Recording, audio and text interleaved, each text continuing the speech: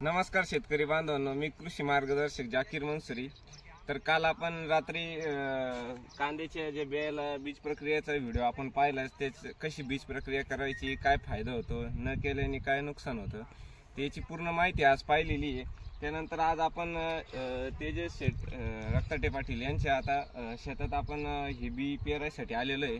तर बी पेरताना खत व्यवस्थापन हे एक महत्त्वाचा मुद्दा आहे। तर त्याच्यासाठी आपण हे किती क्षेत्र आहे? 25 ते 30 गुंठे।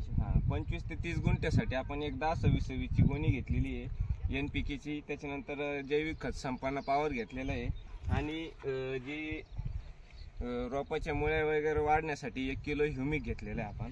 तर आता आपण इकडे पेरणी चालू आहे।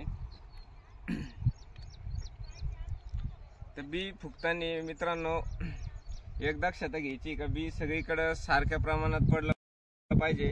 तर शक्यतो जर आपल्याला बी फुकायची जर आयडिया नसेल तर सरळ आपण पेरणीच्या साहाय्याने पेरणी यंत्राच्या साहाय्याने पेरून घ्यायचं आहे। पेरणी यंत्राच्या साहाय्याने पेरल्याचा काय फायदा होतो का ते एकसारखं बी पडतं आणि बियाण्याची नुकसान होत नाही।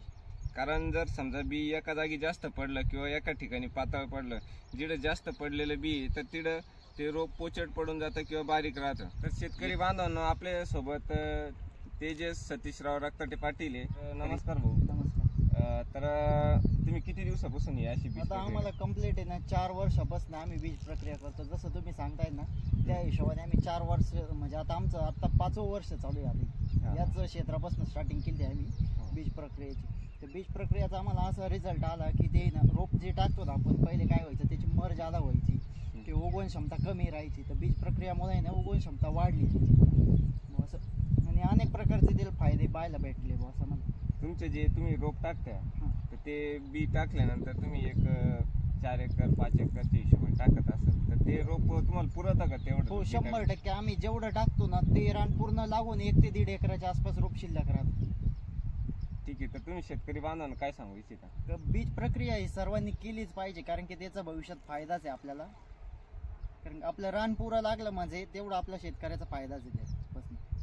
आता आपण हे बी उतरल्यानंतर शेवटपर्यंत आपण ह्या प्लॉटमध्ये काय काय बदल होतो हे पाहणार आहे। तर याची पुढची व्हिडिओ पाहण्यासाठी आमच्या शेतकरी मित्र मार्गदर्शन या YouTube चॅनलला सबस्क्राईब करा आणि जर आपल्याला व्हिडिओ आवडला असेल तर लाईक करा।